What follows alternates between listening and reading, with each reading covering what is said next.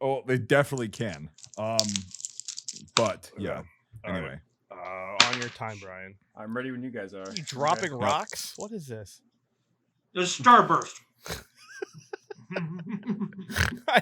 Who the fuck? I Who can't the even. fuck over the age of I was 8 about to say years that. old eats I fucking was about to Starburst? say that. Thank you. The fuck is wrong It's with solidified Starburst? fucking corn syrup with artificial flavor.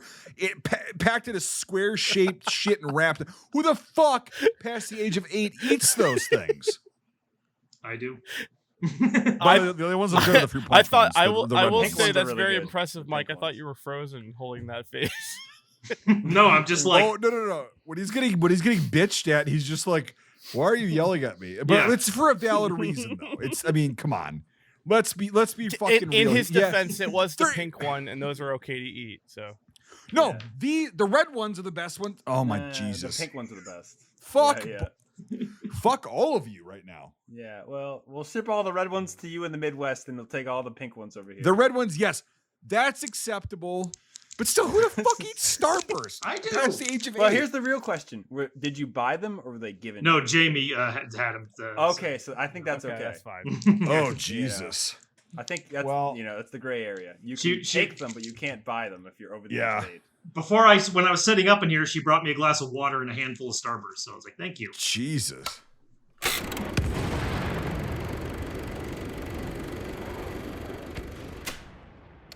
Hello, and welcome to Scuttlebutt, the War Movie Review Podcast. We're happy to have you with us as we take a look at films from the dawn of cinema to today. We aim to provide a raw and unapologetic review of each film's cinematography, historical accuracy, and delivery. In the process of analysis, certain details will be revealed. These spoilers are only divulged to ensure a fair assessment of each film. We go behind barbed wire this week with Billy Wilder's 1953 POW saga, Stalag 17. As always, I'm joined by Mike A, Hey. Mike B, You can't take my intro. Hi. Hey. and I say hey, you don't. and Nate. At ease. At ease. Yeah. Yeah. Um, All right. We'll get into it. So, So, guys, what do you think? well, do you want to do the game first? What- Jesus. Yeah. Yeah, well, Yeah, you take know. that. Hey, how I go through about the whole take thing, 2, so- Brian? Always fucking it up. Take 2. So from the intro of like whatever, let's go. So, Michael, Yes. your turn. Okay. You have something you want to tell everybody. I do, yeah. Well, I mean, watching all these war movies and stuff like that. I mean, we've seen so many that it's you kind of start to get used to everything, and at the same time, though, you start to hear stuff like war movies you never knew existed pop up, and you're like, wow, that's crazy. So between 1950 and 1980, there was a cavalcade of World War II movies, and I call this 30-year period of war movies the nostalgic era. Which is kind of like where the war movies that like a lot of boomers really love. It's fun. There's a lot of great war movies from that time. Many filmmakers, though, they romanticized and mythologized the very not so distant events of World War II to make some of it, I guess, easier to digest or easier to understand at the time. It's all time period type stuff. But it resulted in hundreds and hundreds of World War II movies. Some that were based on actual events, but many that were absolute fiction. And sometimes when I hear about one of these movies before hitting up the Wikipedia page or IMDb, I have to ask myself, wait, is that real? So I just want to see how ridiculous some of these World War II movies can get. So I put together this little trivia game where called Is That Real? Where I list off 5 war movies from the time. I give a little synopsis on each one, a little breakdown. However, one of them is fake. It's completely invented by me.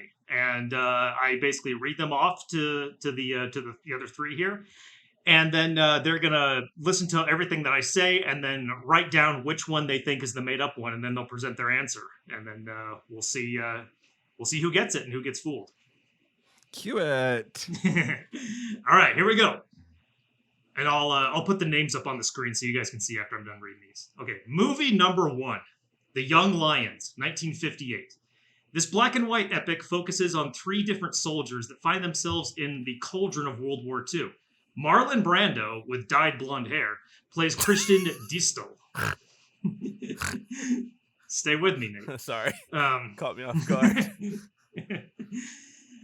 He plays Christian Diestel, who is a tough German lieutenant who has come to despise Hitler while fighting his way through North Africa.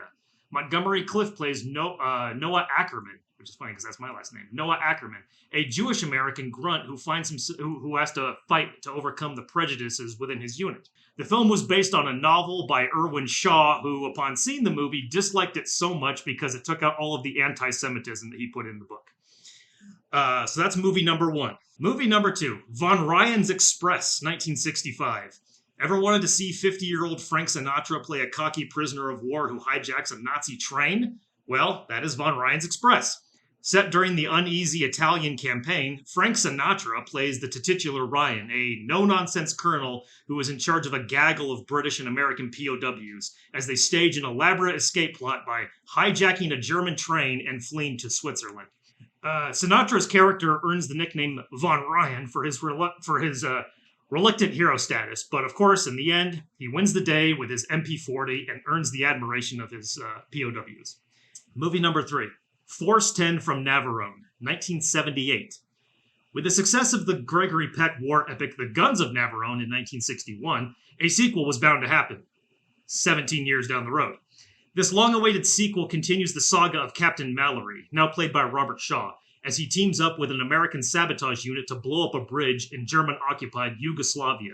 The cast is made up of many 1970s icons, such as Harrison Ford, fresh off of Star Wars, who plays Colonel Barnsby, which is the smug American leader of the sabotage operation. Richard Kiel, the big-ass guy from every 70s war movie, or 70s movie that is, shows up as a psychotic leader of the Chetniks.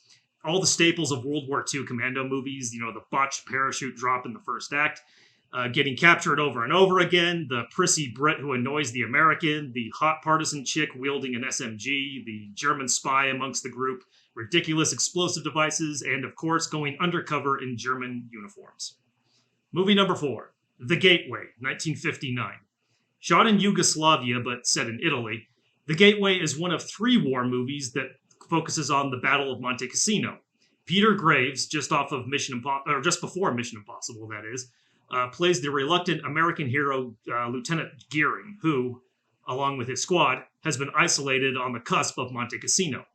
It is up to Gearing and his boys to infiltrate the ancient abbey and eliminate the Green Devils within it. Gearing is despised by his squad for his cushy upbringing and academic background, but they eventually, come to love him because a professor can also be a badass, as these movies, definitely show. Like most war films of the time, American M48 tanks are used to fill in for panzers, although the film is notable for being the very first war movie to feature an FG-42. Okay, and now the final one, movie number 5, Beach Red, 1967. The plot of this movie is beyond simple. A group of U.S. Marines invade an undisclosed Japanese-held island in the South Pacific. However, Beach Red is definitely one of the more surreal war movies of its time. Despite being a World War II film, the flashback scenes show everyone in anachronistic 1960s fashion, such as characters' girlfriends wearing miniskirts and having flip hairdos. And during the actual war scenes, we see local farmers caught in the crossfire, and there's even a big battle in a rice paddy field. Much like MASH used the Korean War as an allegory for Vietnam, Beach Red is clearly doing the same thing with World War II. Its heavy anti-war message is admirable, even if it uses obvious tropes and bright red paint for blood to convey it. So those are the 5 movies. So now you all have to decide, after all those descriptions, which one is the fake amongst the group. Now, if you need me to go back and read any of them, I can do it. So I think I've got it. Nate? Oh god. They're all terrible sounding. I guess just give some inner monologue of my own brain. The train, I feel like, is true because it sounds like something that I've heard before. The one that stuck out was the first one, which was the Lion's Den. The Young Lions. The Young Lions, yeah, whatever the hell that lion style. No, I can't remember. It's like four whole descriptions. Yeah. Yeah, the first one I think is the fake one. Not because your name is in it, but because it described that Marlon Brando's hair is now blonde. which is what made me laugh. So like Okay. that's my rationality to it. But that's my answer. I'm sure Brian like actually knows the rest of the three, and so this is gonna be so easy for him. But He's the one I'm the most worried about. Yeah. But Mike, which one do you think is the fake? I think the Young Lions is the fake because I've seen Von Ryan's Express, I've seen Forrest Gump from wow. Navarone, and I've seen Beach Red. Okay. So it's Yes! between The Gateway, Mhm. number 4, and Young Lions, number 1. And the Young Lions, I've never seen or heard of that, so I'm going to say the Young Lions. Okay. What about you, Brian? This answer is brought to you by Insomnia. Young Lions is a great movie. It's very long, but there's a great so are North you Africa kidding scenes. me? Von Ryan's Express sucks, but we'll get to that. in Yeah, a it future sucks. episode. Yeah, Forrest Yeah. Gump from Navarone sucks. love it. I've never I seen Beach love it. Red. I want to see Beach Red, but The Gateway is definitely a fake film. Okay, so yeah, Brian called it. The Gateway I is the knew main it. one. I knew Brian would know it. That was my second choice. Insomnia. That was my Insomnia. second choice. Literally, like I got it written down here. It's my second choice. I was like 4. Right. Okay, cool.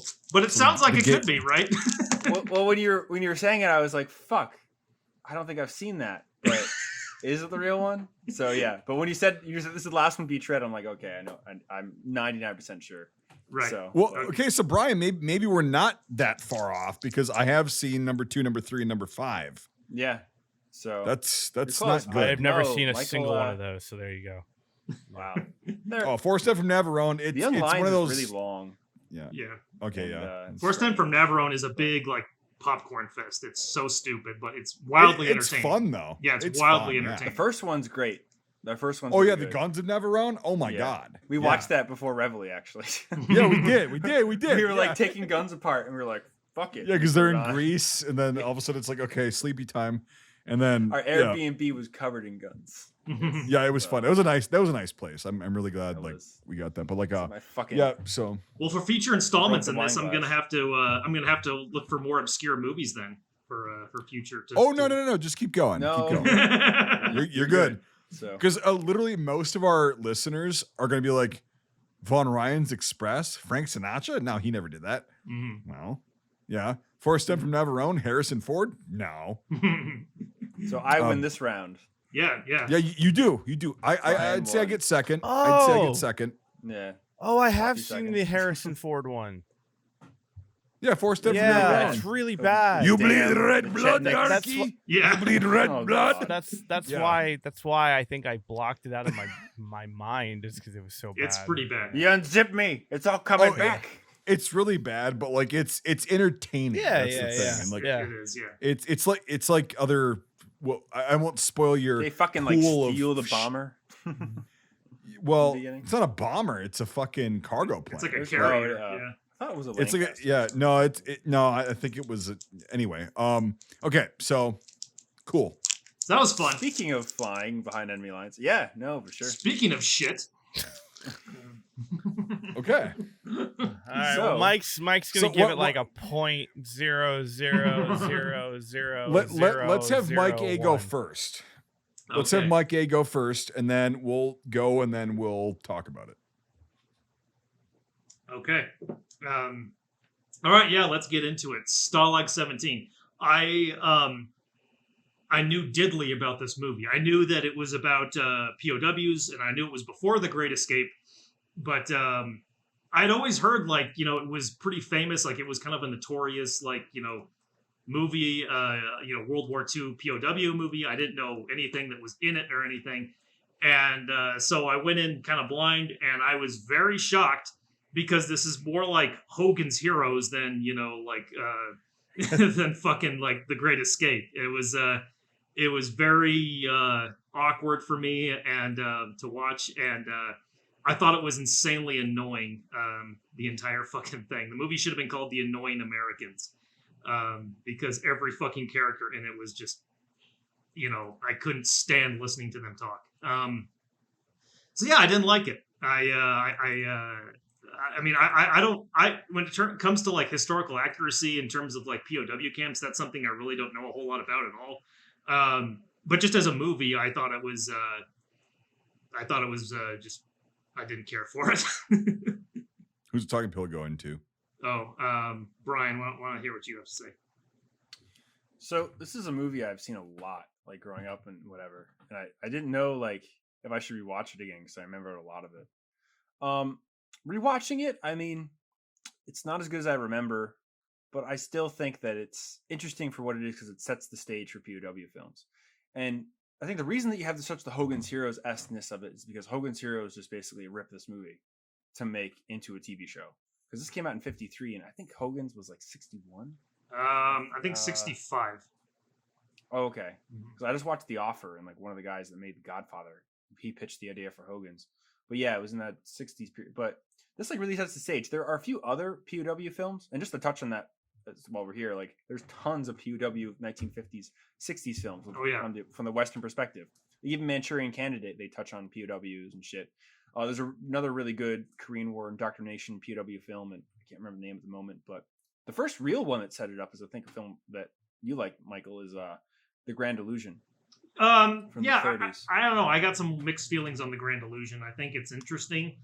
However, Yeah. I don't necessarily agree with everything that it presents. You know, Yep.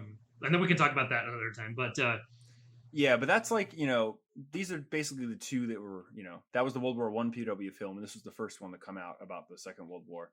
So, as far as like historical accuracy and stuff, it's incredibly correct. And they go to so many lengths to make it incredibly correct. Like the radio and the guy's fucking like limb, that I thought that was really cool. And this was a thing the Germans did do. They would put English speakers into POW camps to get information. 100% happened. So like, as far as that's concerned, yes, the weapons and the helmets for the Germans is wrong, whatever. It's a 1950s American film. It's going to be wrong. They're going to have the wrong vehicles. It's the way it goes. There's a lot of overacting to make everybody seem like Prussians or arrogant or this, but it's a very interesting film because, it's about finding a rat, amongst your fellow countrymen. And that's just a very interesting premise, especially behind enemy lines. So, Mike, what did you think? Yeah, I thought the first like about hour of it was like what Mike A said. It's just annoying, and it's just like, okay, it's kind of this semi slapstick like '50s pseudo comedy. You know what I mean? Like, it's like, okay, we get it, the overacting, you're introducing all the characters and shit, but. And I was getting tired of it too. Like, to be honest with you, I was getting tired of it, and I'm like, Jesus Christ, okay. And then when they start actually getting serious about like the rat and everything, and people are dying, and like, they died earlier, but like, it's like, okay, well, then it got better because there was less of that shit, and there was a lot more. You saw the characters, and who I thought was the rat was not the guy that they thought was the rat. It was a different guy. I'm not gonna. We do a lot of spoilers on this podcast. I'm not There's gonna a warning. right, but I'm not gonna spoil that. Who I thought was the rat because I was wrong. I thought it was. But when, yeah, exactly, and that's why I think that was really good the way they did it, because yeah, it's annoying and it's whatever to an extent, because again, I'll touch on that in a little bit, but like, okay, first opening statement is. First half of the film, but it's now that I've seen the whole thing, I think it's necessary. Because of like it's like, okay, you build up all these characters, you get to know these guys, kind of the process of how it works in the camp, kind of how the hierarchy works, working with the Germans. Sergeant Schultz is, obviously, yeah, Hogan's Heroes directly ripped this off. But they made it more of a satire. But it's like Schultz, you see him as like the guy you think of as Hogan's Heroes because we've seen that. And to preface this, I have not seen this film before. So I have not seen this film. I've known about it forever. I just have never watched it. So, but you see Sergeant Schultz, you're like, oh, okay, yeah, the stereotypical retard German, blah, blah, blah. But you realize, no, he's not. He's playing them. And you realize that at a certain point, you're like, oh, so it's still very serious. Like this is a game being played. And I like that. And then, yeah, like just the kind of the way that everybody's acting because they're confined, right? And the most I've ever been confined is in basic training in AIT, right? It's no comparison to this, whatever, at all. It's not. I'm just saying the most I've ever been confined is that. I've never been to jail or prison. I don't know how that works. And yeah, you start to act differently, and people start to act differently when you're in that situation. You're confined. These guys had been there for 2, some of them 3 years at this point. And so the way they're acting, I'm like, oh, it's more forgivable now because they've been away for so long in this shitty life and blah blah blah. And overall, I didn't like it at first, and then I was like, okay, I get it. And so it redeemed itself at the end. So Nathan. I mean, I personally liked it a lot in varying different ways. I mean, I think Mike B pretty much nailed it on the head for me, which was, the beginning. It's like, okay, I'm watching this C grade Abbott and Costello duo act, but 10 years after Abbott Costello was not a thing anymore, and it made me really think, well, prevalent.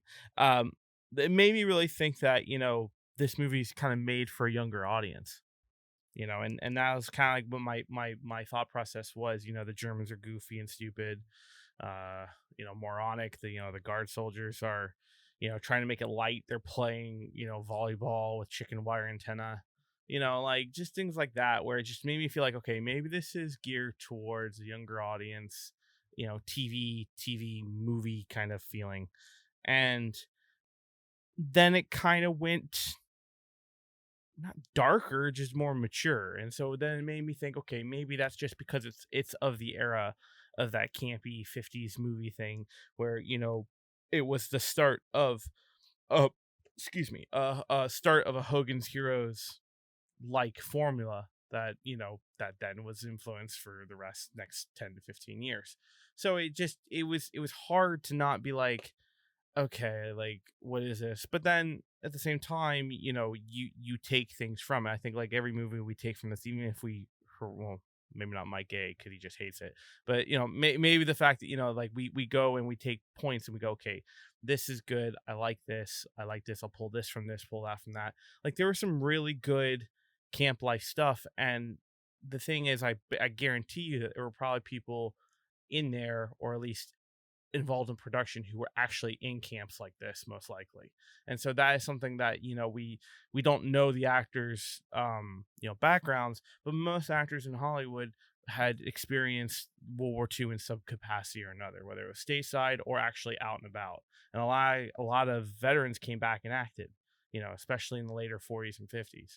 And it's very interesting to see. It would be very interesting to see like kind of like get notes or research, or do a deep dive on research of camp life in that sense, because I've never done that. So to kind of like jump into that, I'd be like, I felt like, I don't know, I looked at the sets, I looked at the barracks, I looked at everything, and I never once was like, oh my god, like they wouldn't have this or they wouldn't have that. Like everything seemed very feasible, and it was very, very cool. Now, granted, I think they would have been a little bit more, no, you can't have this and you definitely can't have that, a little bit more. But it was very interesting. Other than the Abbott Costello routine that kept coming up and up and up and up and up and up and up and up, and I like those actors because they're in a bunch of other movies that I like. That was getting pretty old. Okay, cool. Well, I mean, if I can backtrack a little bit, I mean, like, yeah, this isn't my kind of movie, but like, I do admit that once things started to go more towards like the quote rat and all that stuff, that was more interesting to me.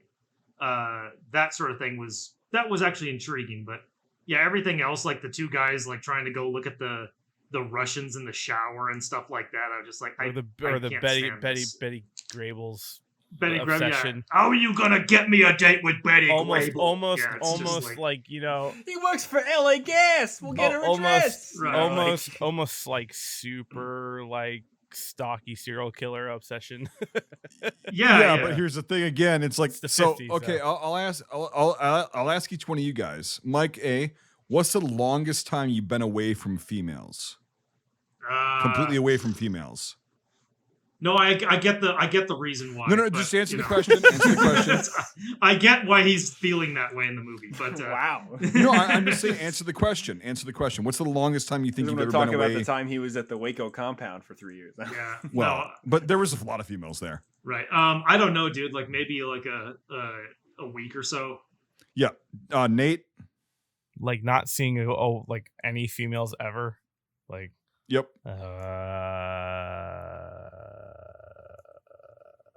3 months. Oof. Brian? 2 weeks. Okay. So Nate's the closest to me because it's about 3 months, right? At that point, you're going fucking crazy. You're literally going fucking crazy. Although I agree, but it was 50s acting, and I That's get it. that. That's and the it thing. was- It's like top, it's yeah. it's like It's so over the annoying. Yeah. But the idea, I think, the idea of them just like going, I'll do literally anything just to get a glimpse of a real female, like that to me was not out of the ordinary. The way it was presented, yeah, you can, Yeah. you Hey, can say that Kozak! was a bit. Hey, Kazakh! Right. Yeah. Like when like But, what like, the fuck do- are they doing with the paint? What the hell was that all about? Like Well, it was one of those roads. tropes of like, painting the road, like the line, and then, the German being too dumb to realize what they're doing, blah, blah, blah. it's so So, yeah, that stupid. kind of shit. Yeah. But as far as them getting like the telescope and like looking and like charging for that, that's 100% Oh, yeah. something I could see It's- happening. It's also Yeah. interesting to say that in 1950s America, they were talking about Russian females as POWs. Yes. It's yeah. just that's kind of a strange. That's definitely from a guy's experience or whatever. Yes, 'cause Yes. that would not But, be just like a random Hollywood. yeah, thing, Yep. Yeah, that's the definitely- Cold War just kicked off. You're not going to be Yep. talking about that shit unless Um, somebody said, "Yeah, you got to put this in here."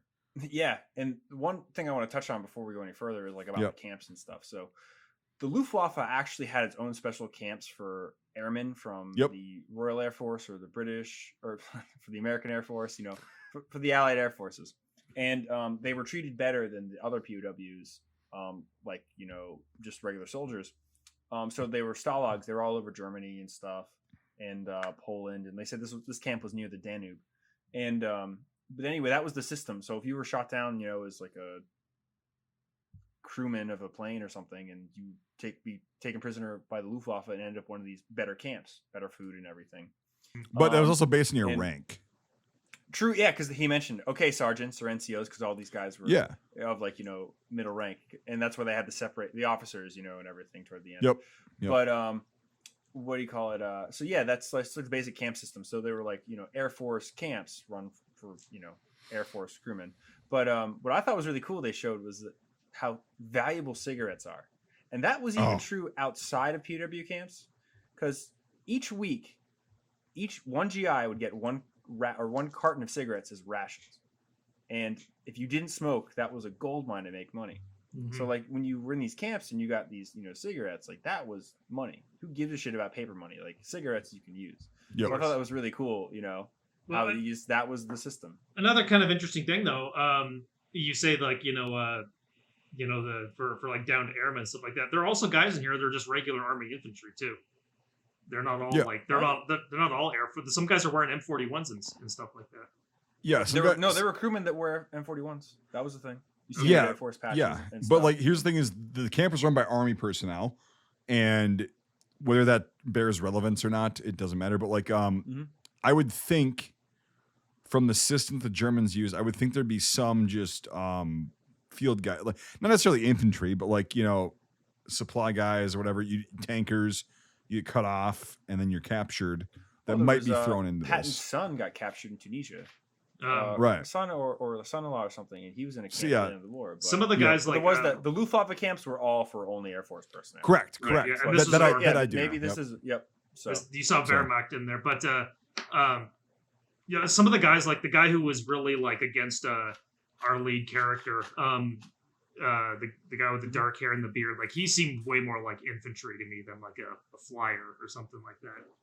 Or some kind of like You could be a combat waist gunner. MOS. Yeah. Yeah. Yeah, it could be a waist gunner, but yeah, Yeah. I don't know enough about that to say whether that's Mm-hmm. accurate or not. But like it seems that way. But there were a lot of rough dudes that were like waist gunners on B-17s and B-24s. Yeah. Like that just didn't give a fuck.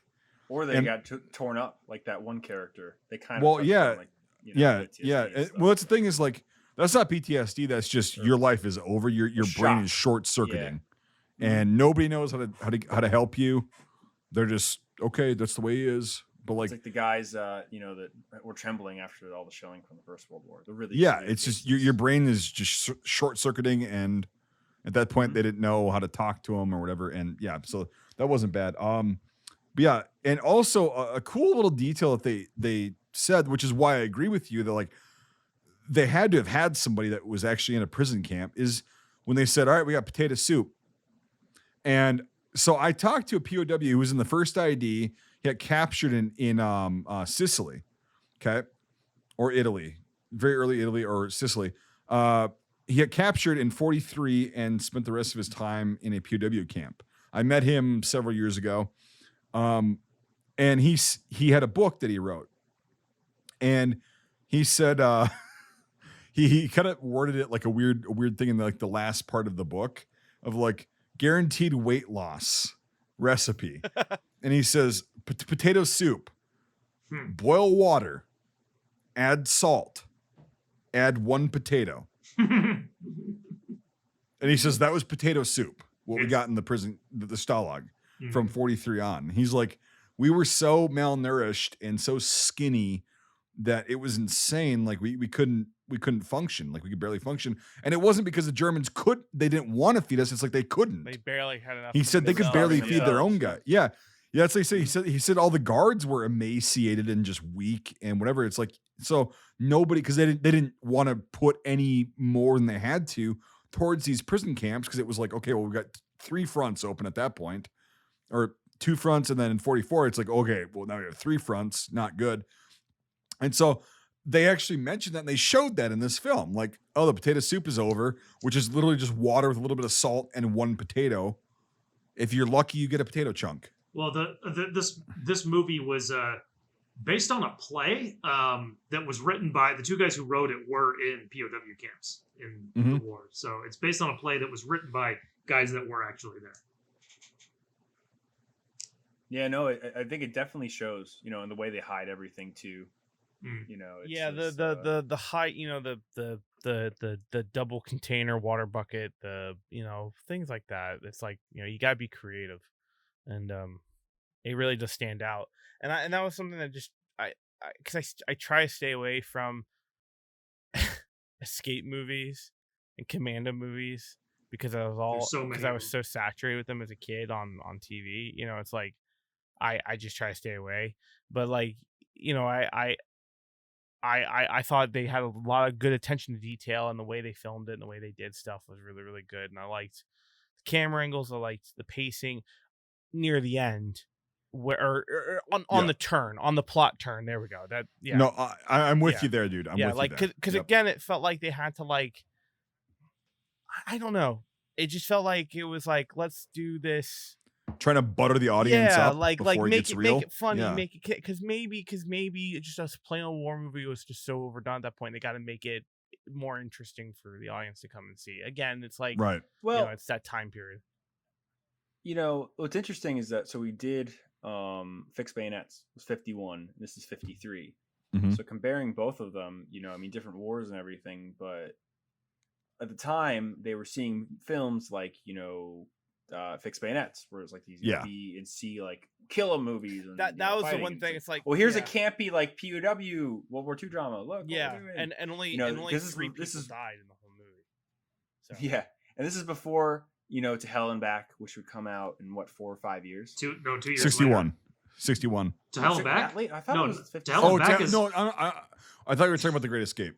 Did somebody say The Great Escape? Yeah. You said To Hell and Back. No, I said To Hell and Back. To Hell and Back is 1955. Yeah.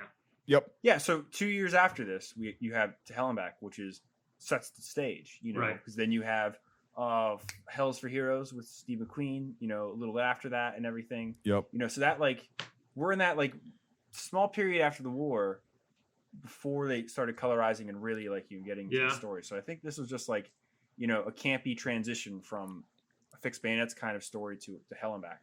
So right, yeah, To Hell and Back. Yeah, I literally thought for whatever reason you said Hell's for Heroes, and I'm like, do you mean The Great Escape? Because Steve McQueen, like, you know, I do that parallel. Well, and it's funny, your brain short circuits once in a while. The only other 50s film I could think of right now, it's black and white. That's about POWs during the war. Is the one that got away, and it's about a German flyer that escaped from Canada and got back to Germany in 41, and that came out in 57 or 58. It's a pretty good movie. But that's kind of also like campy, but also very serious. I mean, you can easily compare this to The Great Escape and say, "Wow, this, you know, it's not that." The Greatest. Go ahead.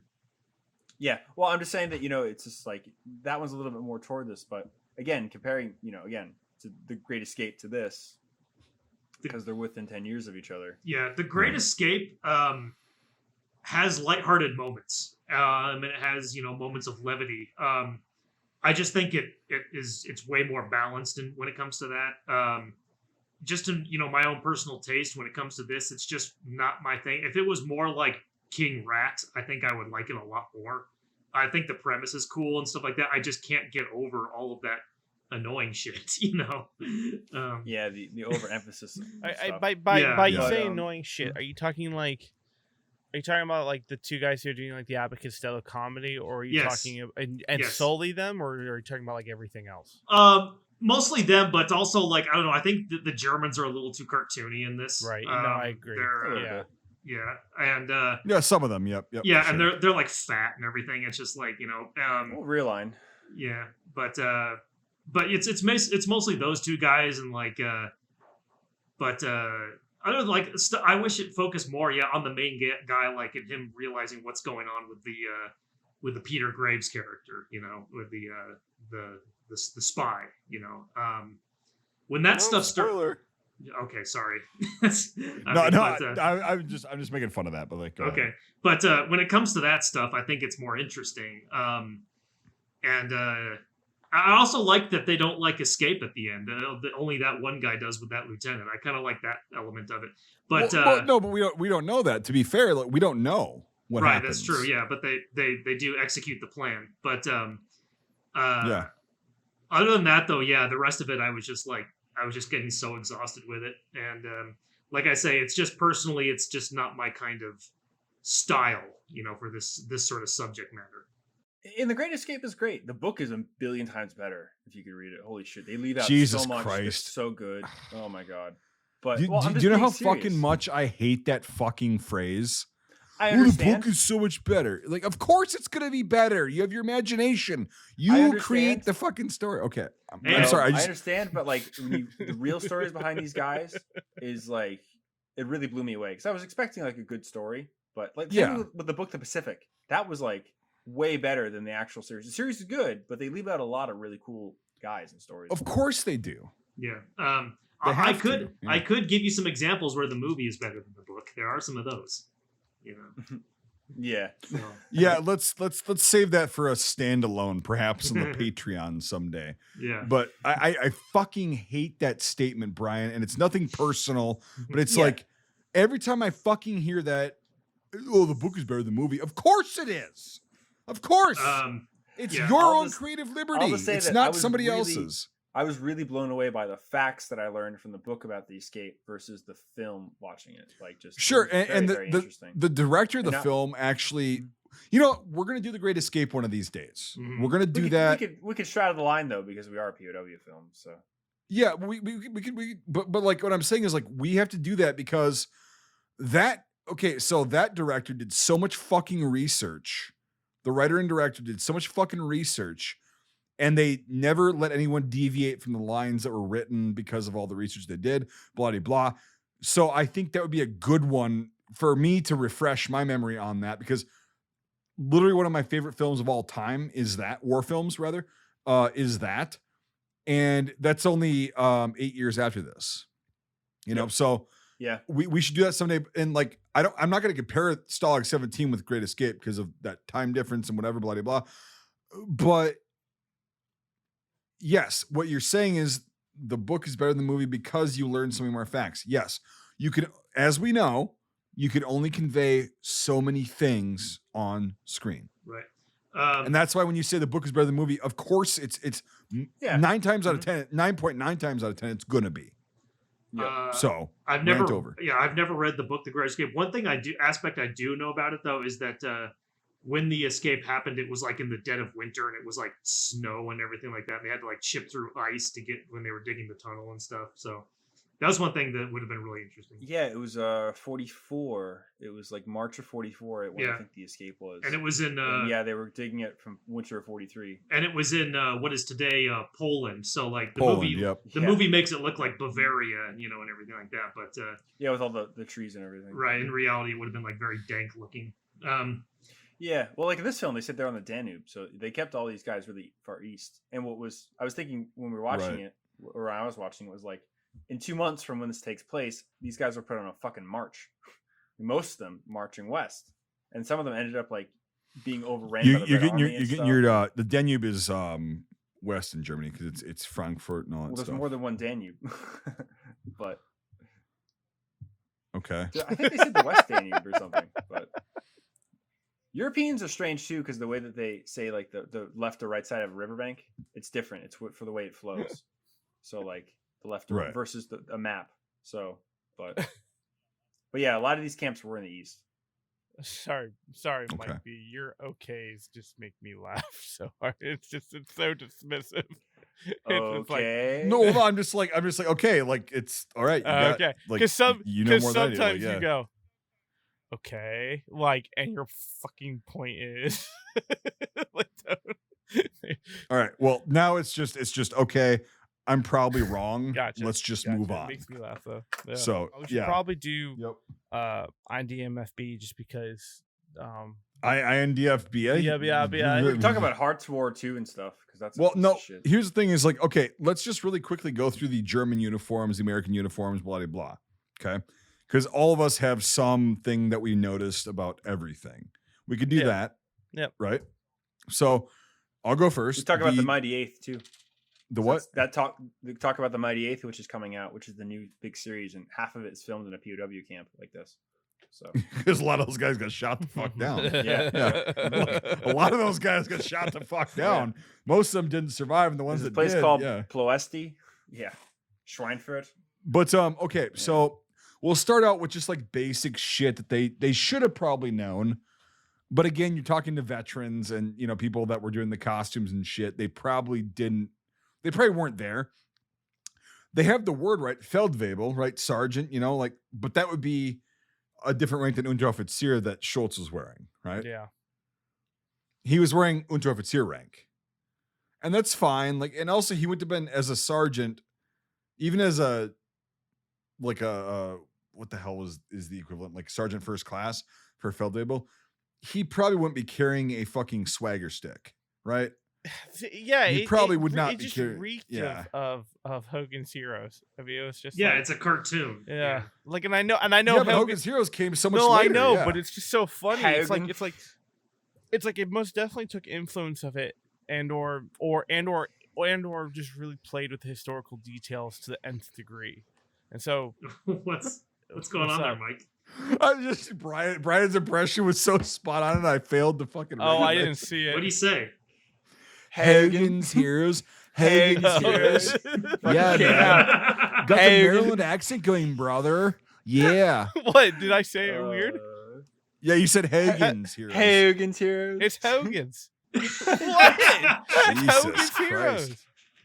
Hogan's Heroes. What's wrong? Hogan. Oh yeah, dude. I even say Hogan's Heroes. I don't go. Yeah, Hogan's Heroes. Hogan's Hogan's It's Heroes. Hogan's Hogan's Heroes. Heroes. It's Hogan. Yeah. Hogan. Okay, that's right. Hagen. Fine. Hagen? Is that what Hagen's you want? Hagen Heroes, Heroes? Hogan. Different letter, Say- bud. Different letter. That Now, public Nate, talk- education system. Say Hogan's Heroes in the middle of your sentence, and you're not trying to suppress your accent. It's not it- great. it- You'll I see know, the I edit. know, I Hagen. know what it is because it's Hun and Ocean and I know. When I'm Ocean. tired, it I'll comes stop. out. Bro. Yeah. Bray. It sounds like Surfer Bro, but it's not. Yeah. No, it's not bro. It's Bray. Like you're Australian. You add an E onto shit. That's unnecessary. Hogan Hero. It's like a drunken fucking Brit. Yeah, it's Yeah. not good. But anyway, So yeah. So like yeah. So, sorry, yeah. I didn't notice it until you pointed it out. Jesus Christ. yeah. I know I Yeah. killed No, Mike. it's fine. I don't even remember. Yeah. I don't even remember what the fuck I was going on about. A lot of the things with Hogan Heroes is that Hogan's. it's I know it's that it is it probably is having real historical context that they saw and or experienced, but then they amplify it for that comedic effect or that over the top effect. And I feel Yeah. like they may not have ripped God damn it. Hogan You can say it. Heroes. I know what you just mean. gonna You're say good. it. I'm Just gonna say it fucking now, yeah. go. Yeah. Hogan's Heroes. I'm gonna laugh now every time I say it now. God damn it. Hoagies.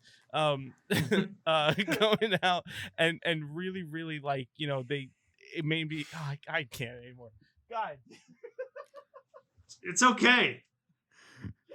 No, he's all I'm self-conscious. so- I mean, I am Brian, so self-conscious. Oh, it's funny as fuck. I'm sorry. Brian, you're such an asshole, but I I'm appreciate that. so self-conscious to the point where I can't. But, Okay, last time, and if I drop Listen, it, it's the sister Alright, fucker yeah. Baltimore accent, you know? Yeah. if I drop it again, I'll give up.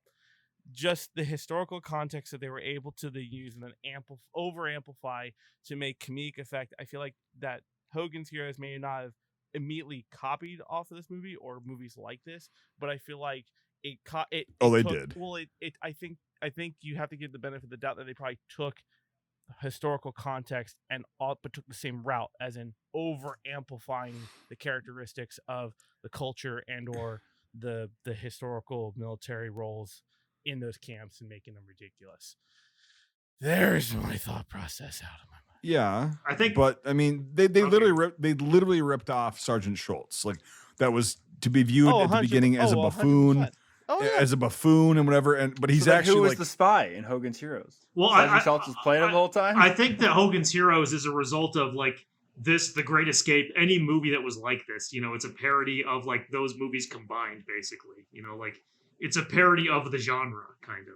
You know. yeah, it's like the MASH of World War II. Right. Yeah. Mhm. Yeah, it's like you're kind of like you're satirizing a bunch like of Von shit. Ryan's making it- Express.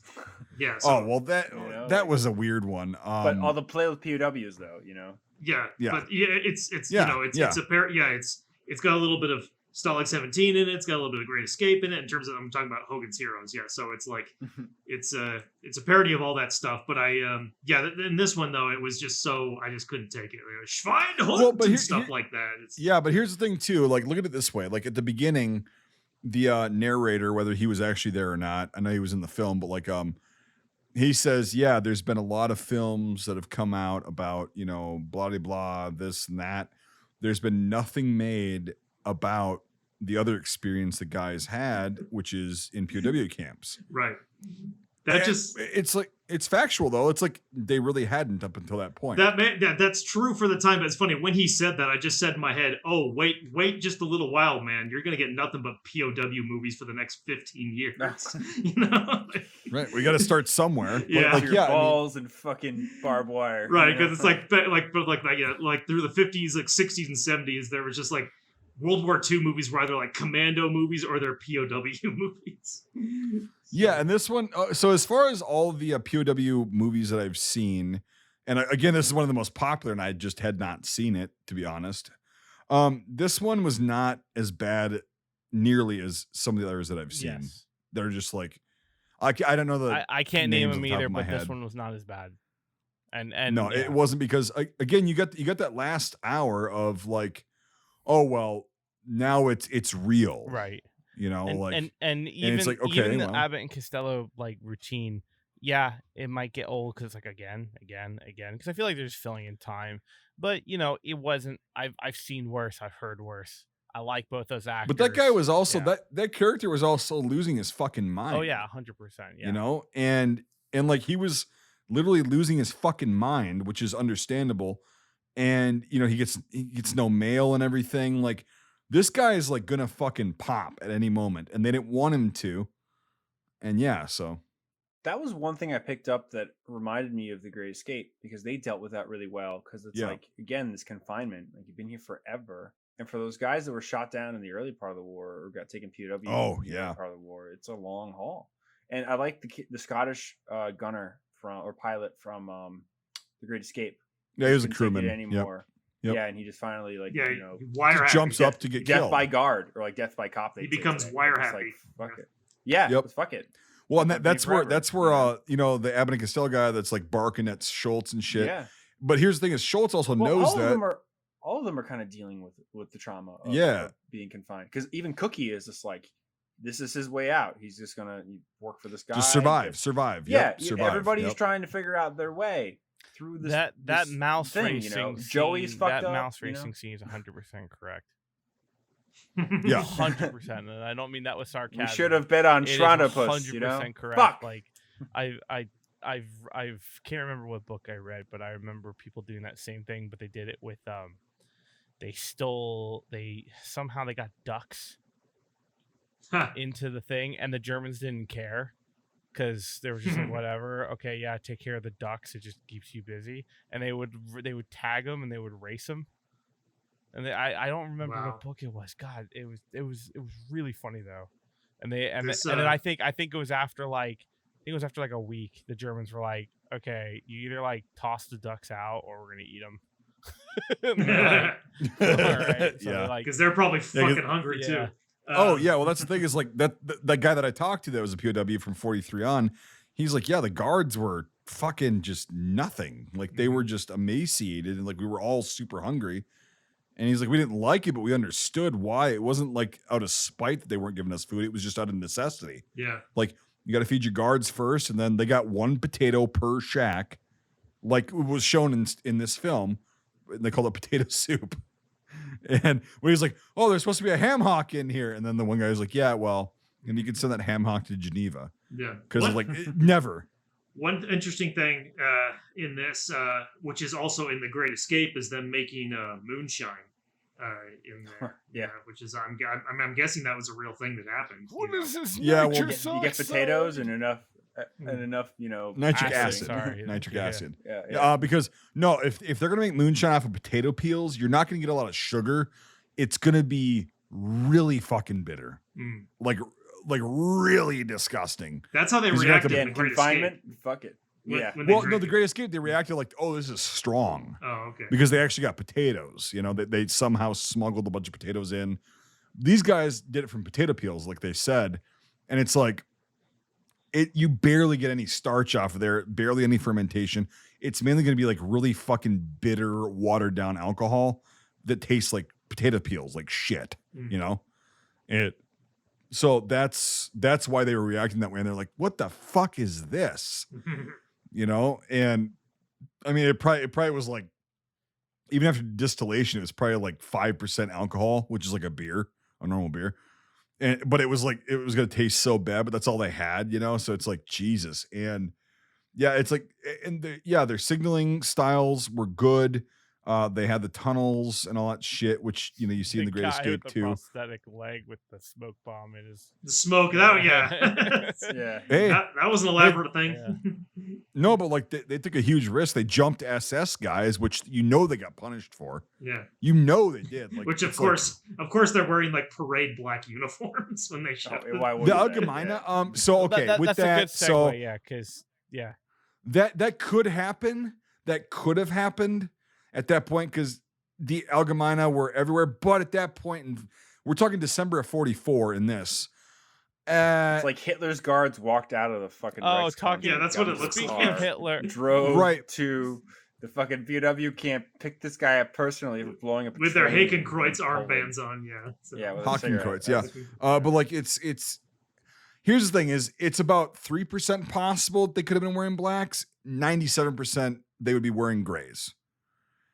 So they could like here's the thing is I've seen pictures late war in guys in Czechoslovakia and whatever of the Allgemeine SS, like the you know the real tough guys. They're providing security wearing the black uniform. And it's like, what the fuck? Really? Is this real? They are. However, at that point, but from like early 42 on, outside of Germany, yeah, you're gonna wear grays. And it's not gonna be like that. And Even 40, the invasion of France, most of those. yeah, I'm being very liberal on that assessment of early 42 outside You of were in Germany. the Einsatzgruppen in southern Ukraine in 1941. Yeah, well, I mean, but here's the thing too: is like some of the SS were not part of the Einsatzgruppen, and they worked with the Gestapo, and they were, you know, since that was so close to Germany, and it's alluded to that it's in Germany. That's why I give it a 3% chance. But yeah, 97% chance that they're wearing grays. And without the armband, none of that shit. So Great Escape got that right because the SS were gray in that movie. yeah, correct. The one- And yep. The one cool thing they did get really right in this film, though, that I'm not sure if they got right in The Great Escape, was So in the early part of the film, the one guy goes to Django's dog tags to let them know the coast is Yep. clear.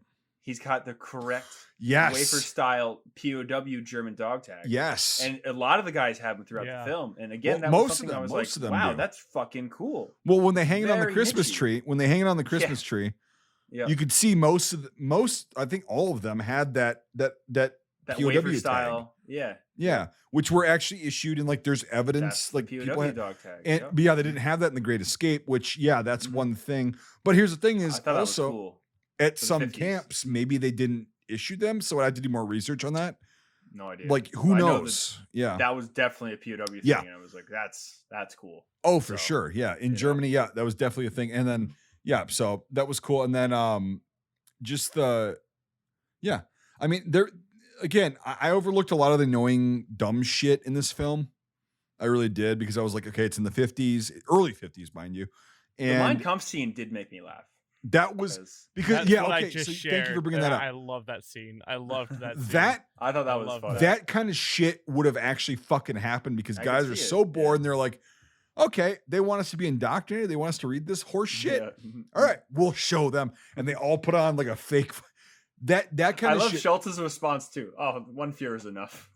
Yeah, and Yeah. he's right. But like, but no, it's like, that's the kind of shit that they would do to mock these guys. It's like, oh yeah. you can't really get us in trouble. We're gonna do throw us in the hole Mhm. for 8 days, all of us. Like, no, you don't have the room. The Betty Grable stuff sucks. Like if they had more of that character in the early part of the film, I think it would be better. Because that guy, or maybe because he's in it for so little, we like his act better. But that comedy was much better than the earlier Abbott and Costello routine. See, and Yeah. there's I looked it up, Brian. Attack is 3 years later after this. Yeah. Oh, it yeah. is. Yeah. 'cause- So the one the bigger the animal guy in the Abbott and Costello duo guys, he is in a movie called Attack that I like a lot. That he does kind of do the same thing, but it's not. He doesn't have like a duo. He has like a partner, but it's not the same comedic partner. Like it's not the same kind of routine. He does like little jokes and one-liners and stuff like that. It's the same kind of style. But it's not as I don't know. Like I didn't hate it. It just was over and over again the same kind of I get it, yeah. slapstick behavior in this one. And that one, it's not as slapsticky. It's more like one-liners, like, hey, like as Mike likes to say, Sarge, what about the Reds? Like, like that. Which by the way, the guy who delivered all the news literally had your voice there, Mike. Hey. That's how I sound. No. You? Like when you did the fake like commie, hey Sarge, what about the Reds? Like Oh, that. Yeah, that, it yeah, literally yeah. was his voice. Yeah. Oh, I thought you were saying that's No, what no, I no, sound no, like no, you. no. I was like, I was just gonna No. say that was fighting words, I'm Brian. like, I'm Nailed about it. to click off. I'm brutal, but I'm not that brutal. Yeah. Yeah, when that came in, yeah, he's like, Yeah. all right, Eddie, Yeah. all right. I'm just like, shut up. It's just like, Well, that's what they were all saying too. They're Yeah, like, we it's want the news, but shut the fuck up. you Like, fucking annoying ass voice. God. That explains Oh, that explains your God. face when I said that. Okay, that makes more sense. Emmys. well, it's Yeah. like, I was thinking like, oh, that sounds like you, Mike. I'm like, Shapiro. respectfully disagree. Yeah, Shapiro. I can't even get my Shapiro. fucking voice that high. Like I can't even One of do the that earlier- physically. In one of the early versions of my short World War II film, Dear Rosa, I had a mail call scene that was like that, where like a guy got Yeah. full bills, and it was the same name. But Oh yeah, and they're all from yeah. the tax collectors. again, very common. But no, Mike A, your voice does not sound like that. Okay, It's- good. I will luckily, take that. yeah. It's shrill, but it's not that. I'm fucking with you. Anyway, so do you want to go to IMFDB? I'm already Yeah, on there. there actually is one. Okay. Oh, So ahead of whoever the wants to game. whoever wants to share their screen. So as always, we're on IMFDB to look at the guns they use in this film, which aren't a lot because it's only one side being armed. Take a look at that German M1919. And it was Well, nice. It was Well, nice. What's funny is they had 42s in the towers. I think Yeah. maybe. No, they did. Well, They had only one is 42s blank in the adapted. Probably remember? one. Probably they Yeah. finally didn't have anything else blank adapted. So yeah. Yeah. So they got What, the 1919s. What I thought was cool though, it's nice to see like a war movie without war, in a way. Yeah. You know? Yeah, like, for sure. it's not a home front film. I don't know, but it was nice to see like a World War II film, and it's like, oh, the only shooting is because people are trying to get away from where they shouldn't be. Yeah. It's Oh not my like God, I don't care about fishing. Stop. who's gonna share I'm their doing it screen? now, but the fishing Says the guy keeps that coming. owns a fucking boat Yeah, and I don't fucking regularly goes I out don't on it. Fish. you just sail. You just drive I boats. just drive. I just Come drive sail away, boats. come sail away. All right. Okay. So, yeah, the 1919. Yep.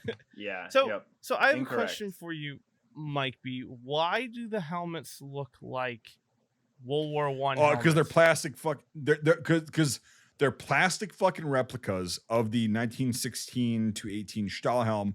They use the same ones in To Hell and Back everywhere through Attack. the 50s. Attack. They would is the use same thing those. too. Yeah. Yeah, and they're They shiny. made a lot of wooden field gear back then too, like copied German field gear. Right, but this is like, I guarantee you it's plastic or some kind of resin because it's just molded and like whatever. Okay. So Okay.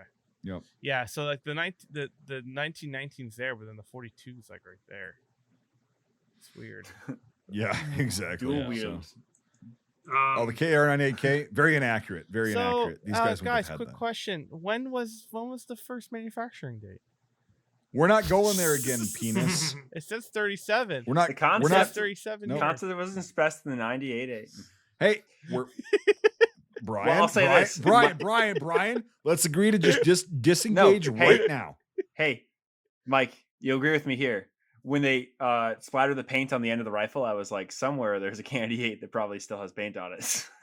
Right. If you could find I was it. like, if you yeah, I could know, but I find was it, like, yeah. ooh, that's some nice Candy 8. It's got So, again, it's a film, but Little, I don't know this. I don't know if this is relevant or not, but just interesting trivia one. So I was researching about the actual Stalag that the Great Escape takes place in.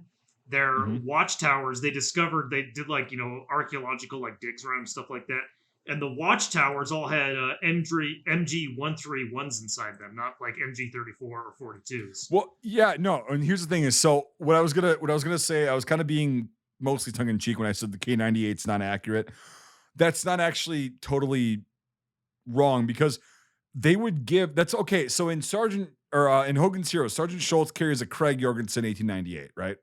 Not exactly accurate, but if it was a Danish Craig or a Norwegian Craig, that's not inaccurate at all. They did not give a fuck about what their prison guards, like prisoner of war camp guards, were equipped with as long as they were lethal. They had a couple rounds for them, blah, blah, blah. And so for this guy to have a K98 here, not out of the question by any means, he'd most likely at the best, besides the K98, have a G98 or a Czech VZ24 or a 9822 or something like that. Like it would be a rifle that was made for like rear echelon. He could even have a Steyr M95. You know what I mean? Like they would equip these guards, and it's the same with concentration camps. So they treated all these guys, all these guards at kind of the same level of like, you don't matter.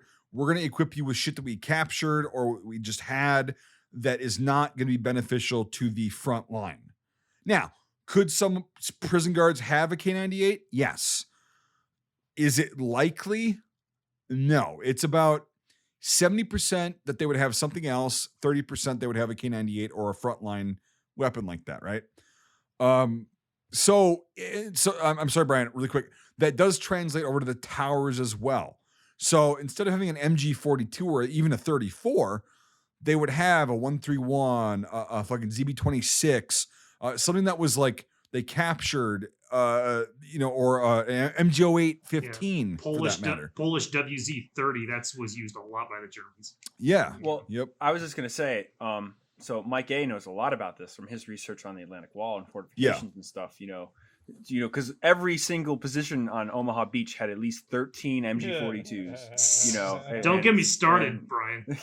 Yeah. But we'll just because German fortifications they just use shit that they Yeah, had. it's not the state of the art stuff that you would see on the major front lines. Right. stuff like And that. so Mike, think about it this way. So you know what was on the Atlantic Wall. Mhm. Take that back one area of importance or level of importance, and Right. that's those guys are going to be issued Mhm. most likely. Yeah. And so you see all this shit on the Atlantic Wall that's like French, Czech, Polish, whatever the fuck they had. And then take that back one step. So these guys are going to have literally like, I've read things. I don't remember. I can't cite the source, whatever, right off the bat because it's been so many years. There were guys with Mauser 1871 rifles that were guarding prison camps. Yep. You know, in 1888, commission rifles. like- yeah. Those Vietnam War photos where the Navy pilots are getting taken prisoner with the musket. Those Yeah. like two Vietnamese women with muskets with like the what do you call it? Ramrods falling out. You know. So, Yeah, and it's like technology. so. That's what from my research that's would have been realistic. Oh yeah, no, and I've seen photos, you know, like along the Atlantic Wall where they're like using, you know, there's like a patrol on the beach, and like the machine gunner in the squad has like an MG08, you know, 15 with him and stuff like that. Yeah. Yep. So, Yep. just really So- cool. They used a lot of those in the Battle of Berlin too. They Mhm. find like a lot of wreckage. Berlin. of That's MG-15s. Yeah. Oh fuck. They used literally everything that they could get. I know, but it's just funny they come up a lot because they had a special effect and they find like all of them in Berlin and it's like the rubble of the battle. So Yep. So all right, Nate, go Candy down. eights. If your candy 8 is covered on the end with you know white paint, it might be used as a prop. Yeah. So we just discussed this. The MG42, not likely. Is that a real Especially, one? That is a real one. yeah, especially at this point in the war, not likely, but also again, it's like 70-30. That would have been going to the Ardennes. Right, Yeah. Something right. like that. Yeah, that would have Cool been as well going to to set this later in the war during the Ardennes. Mhm. was that kinda would have been interesting. going to the Eastern Front or the Ardennes, and yeah, guarding the ammunition train. Luger. That's very realistic. Yeah. So He didn't take it apart and put it back together like in Hearts War. right. I've heard about that And- scene. I've never seen it though. I hear it's unbelievably stupid. Luckily you're missing out on it until I make you watch it for one of these. All right. It's And then not you're gonna hate great. it. It's So- so fucking bad. It's Well, again, luckily you haven't seen it yet until I make you. Yeah, It's really I bad. don't know. yeah. All right. So an MP40, not out You of the don't see it question. shoot at all. That's more a 50-50 because they were cranking those fucking things out, the 38s and the 40s. Yeah. They were cranking those things out, and maybe they'd have like one or two in the camp. Yeah, Maybe. you probably see like Yeah. you know MP34s and stuff like that. No, not even that. Those were always like frontline things, but like It would be very rare to see a 40 in a camp. Like Mike was saying, one or two at the most. at the There's like a for lot the more whole light machine camp. guns and submachine guns. Oh yeah. Yep. Yeah. And 34s, But those why? things were used up very early on and issued Yeah. out. So, Or all right. the EMP 35s. Yeah, okay. So, yep, we've got that. The The Luger. dog is a weapon. So, the German Shepherd, the model 1936. That's no, that's the second variation. Later 39B. No, that's a 36. You know it's a 36. You can tell by the coat. We'll have to look under the the pattern. left front paw to know for sure The- because the tread pattern changed, as we all know. You know. Yeah, so- exactly. That's when DRGM got involved with the production. So Yeah. So, yeah, it's a very short IMFDB. I really don't have much else to say about this. I mean, it's really a product of its time, but it is interesting because it was, you know, it was made right before, like we were saying earlier, like the Hell and Back came out, and that really started the color era of war films, you know. And I mean, in the big budget, you know, long arching story. So it's definitely interesting, and again, it's funny because I've seen this film literally like 15 times over the years, just because it was on TCM so much as a kid and stuff, and so the big reveal and finding the rat, like I don't really remember it because it's just a wash of seeing it and knowing what happens in the film. So it's interesting to see you guys say like, oh, I thought it was somebody else or whatever. I mean, because the film is just trying to mislead you, obviously, but Yep. you know, it's interesting. It's definitely a step back from, you know, the fixed bayonet style of films that were coming out at the Yeah. time.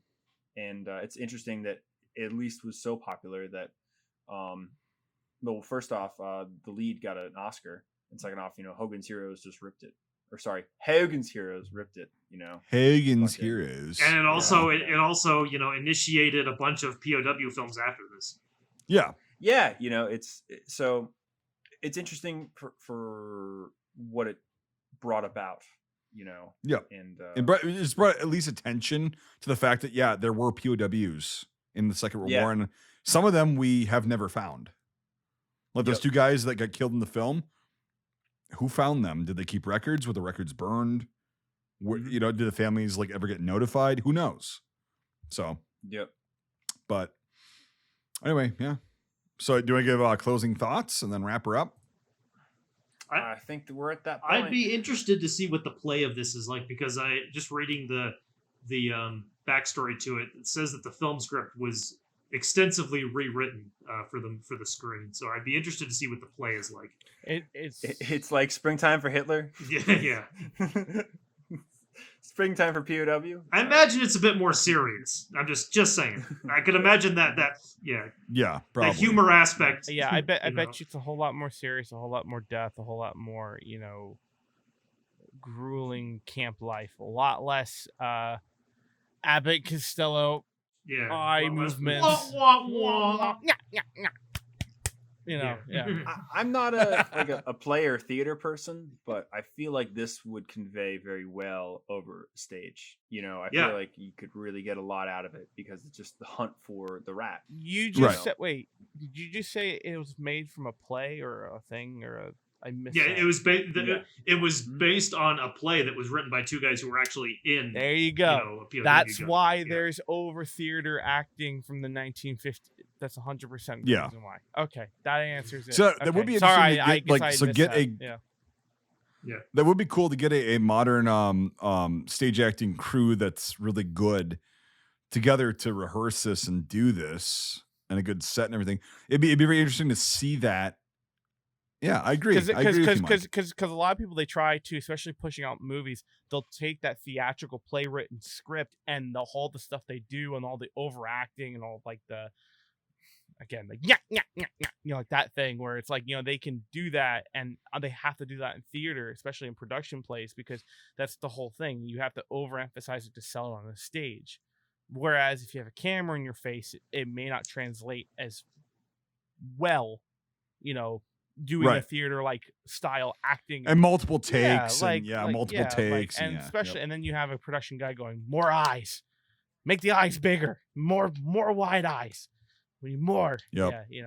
So I that totally solidifies my thinking of that. Is that's definitely what the culprit is for that. It's going to be really interesting to compare this to The Mighty Eighth.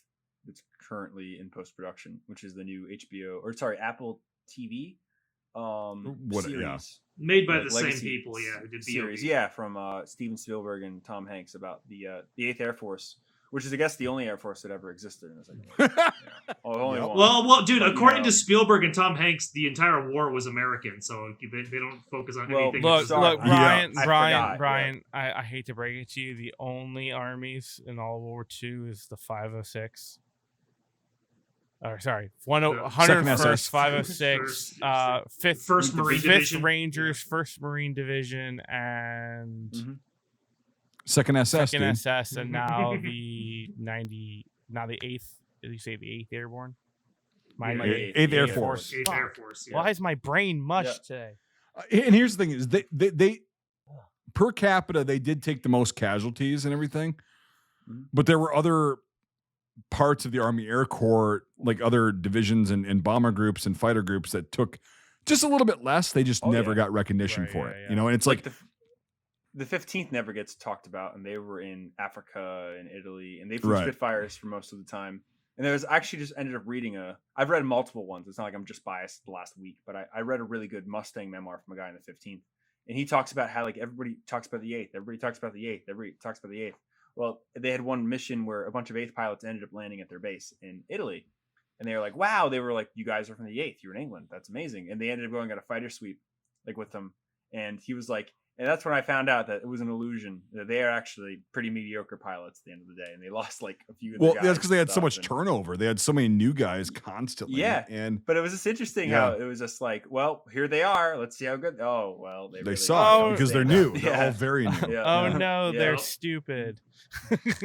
Yeah, it was pretty funny to read that in the book. He was like, "Yeah," he was like, "We were pretty comparable fighter pilots, dude." We'll right. have to see. We'll have to see when the Mighty Eighth comes out. We'll have to see how Spielberg and Hanks low key make fun of the British in this one. I'm looking forward to it. it's gonna be interesting to have another bomber movie. I think the best one still is Memphis Belle, Yeah. the original '40s one or the '80s. Well, one. I mean, they're both. I good. really hope they utilize CGI well, because we know there's going to be CGI in it with this kind of. Well, there was that trailer or that fan made trailer that came out a long time ago Mhm. that has like super heavy CGI. And it looks okay, but It's like, apparently it wasn't real. if you can use CGI well, but like if all of a sudden it starts turning into Midway, then yeah, I'm not gonna like it. well, you told me about Flags of Our Fathers, which they heavily use CGI, And it's used very well, man. Yeah. Yeah, Yeah. it was very surprising. And that was 15 years ago. I so they had no I have a excuse. real quick question, and we'll wrap up. Is there any good North Africa like in the last other than No. other than What do you Big mean? Red Like One, like movies? North Africa The Line of TV Fire is shows amazing. or anything like that? World War II. North Not that I Africa? know of. The Line of Fire. we'll How watch it long ago was eventually. that? 2005, 2006, Okay. same time. It's about Italian troops at the Battle of El Alamein. Oh, Very, very, very, very, very good. Depressing as fuck. We'll get to Okay. it. No, Okay. that's a really yeah. good I'd one. like that's because cool. that's one The soundtrack is that beautiful. that is Just, one thing I oh, really it's really good. really kill for would be like a TV series of North Africa.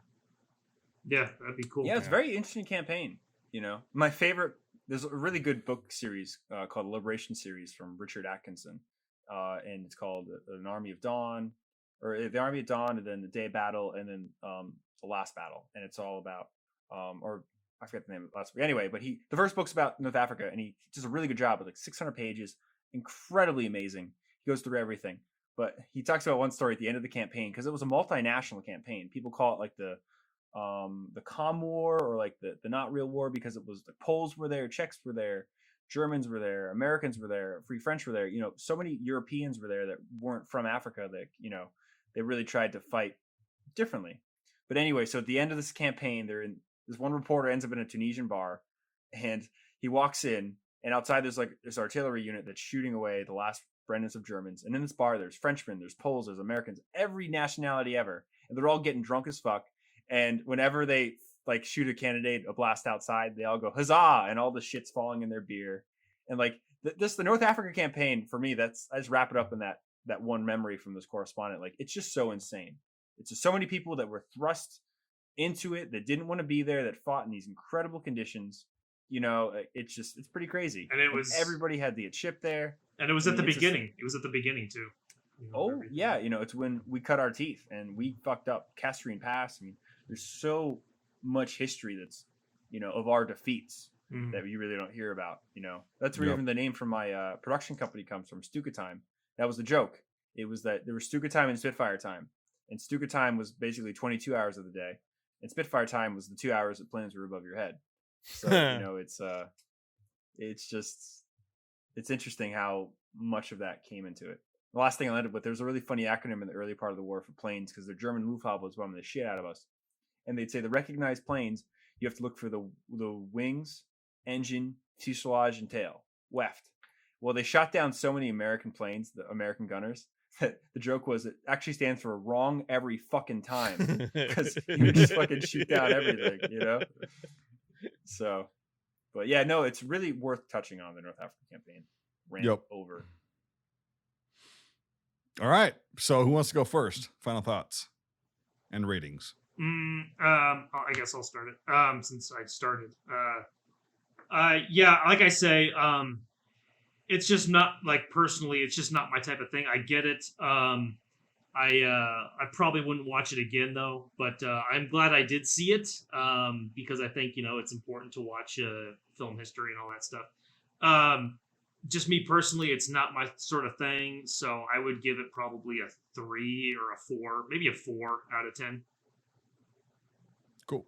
I mean, you didn't like punish it like you did Midway, so No, it's not Midway. Midway deserves its own place. Midway, you literally punished. So Yeah, it deserved it. It done wrong by me. it wronged me. Yeah. Give me 1 sec. I'm gonna research something real quick. But Brian, why don't you go? So again, like I said, I've seen this movie a billion times, and if I was to rate it without thinking about it and just like from memory, I'd be like an 8.5. Like, it's pretty good. Watching it, it did lose a bit of its grandeur and everything. I still think it's a good POW story, and again, it does really take off after the first hour. And the hunt for the rat is very interesting, and there's so many really cool niche POW things in this that I give it a 7 out of 10. There were a few things that they could have definitely changed, but it's just there's really nothing else that gets this many facts about being an American POW in a German camp right. All the stupid shit, and that's just what gets me on it. So, Mike B, what do you think? Yeah, agreed. The first hour took a lot of points away from me, but yeah, it did make up for it in the second hour where they were, like you said, the hunt for the rat, where it actually gets good, and like people are actually starting to pay attention and not just like, oh, we might have a problem. It's like, okay, no shit, Dick Lock. But like, well, I mean, seriously, No, like, they no. knew they had I'm a just problem. picturing someone in 1953 going, "No shit, Dick Lock." Nyah, nyah, nyah. Yeah, there you go. But no, so the actual the details that they got right, the little tiny things, some of them we talked about, some of them we didn't. And just the fact that, I get it was written for being performed live, blah blah blah, and all that shit. I'm gonna give it a 6 out of 10 because the last hour really resurrected that for me, of like how these guys did it. So Nathan, are you okay? I'm blown away by what I just researched. Jesus. So I was curious. I was like, how much did this movie cost to make and how much did it gain? It cost them 1.662 million US dollars to make. They gained $10 million. Jesus. That's pretty good. Nice. That's really good Oh, for yeah. 1953. That's really good. What did the movie cost? 1.6 million nickel, to make, dime. $10 million profit. And if I'm going, hold on, 1953, I purchased an item for 20. Okay. Oh, Jesus fucking Christ. 10. 3 hours later. This is very important information. Well, they gained $110 million. Yeah. In In today's dollars, yeah. So what did it yeah. cost in Yeah, today's pretty dollars? good. It's a good flick. 11 Yeah, or 12 that's million? super That's cool. that's a success story right there. So, Yep. and so that means they spend like it means they probably spend about 10 million in today's dollars doing that. So Yeah. So 10, So- you get a So Yeah. I mean, I watched it for free, dude. YouTube baby. Yeah. No, I mean, like it was very interesting. It is very much a product of its time. Again, I pretty much take that as an assumption when it's a 1950s movie. It has a formula that they normally churn out, and it's normally pretty much the same. There are other things that I think I stayed last 1950s movies. Like there are some 1950 movies I love, and there's some 1950 movies I hate. And this one is like maybe like a 70-30. It's 70% of it I like, 30% of it just I didn't hate it. It just got old. And again, I actually really like one of the actors who's part of the duo that gets old fast. So it was really hard for me to kind of say that, but I liked a lot of it as a whole. The set pieces are good. None of the uniforms really stood out for me in the GI. I'm not very knowledgeable in the German prison uniform knowledge, so I don't really know that much of that. But for the GIs and what they would have been like maybe stranded with and had, it looked about right and it looked really good. Nothing looked crazy. The bomber jackets were a little ridiculous at some points but that's just me. But I know they have them because they crash with them, so it'd be fine. But it all in all, I mean, yeah, I mean, it wasn't horrendous, it wasn't bad, it wasn't fantastic either. So I don't want to say like a 5. I want to give it more than that. So I'd say it's like a 7. I walked away with it with some new. Block the mic. I like it with some. I came back with some knowledge. I came on, going, well, at least I didn't waste 2 hours, and it was fun. So I gave it about 7 screaming Mel Gibsons out of 10. And yeah, I think it's fairly average for what it is. Putting into my Texas Instruments 83, the average is a 6 out of 10. That sounds about right. Middle Yeah, of the that road. sounds about right. You got a rainy day and you want to learn about POW. If you're in a stuff mood for a and, 1950s movie of World War II, It's like the top 10. With yeah, no no combat. combat, interesting back and forth. I'd say it's probably in the top 20 because there's a million of them. So, you know. Yeah. If you want to watch the Yeah, original. yeah. So, well, hopefully you can escape from this podcast like they escaped at the end. And we'll catch you next time. Hogan. All right, we're done. Hogan. Hogan. I get Hogan. Hogan. Hogan. Hogan. Hogan. Hogan. Hogan. Yeah, I can hear it now. Hogan. Yeah. Thanks for joining us. If you enjoyed this episode, make sure to leave a rating. Otherwise, Mel Gibson won't stop screaming. If you like this content, make sure to check out our Facebook, YouTube, and Instagram pages. If you want to directly support our work,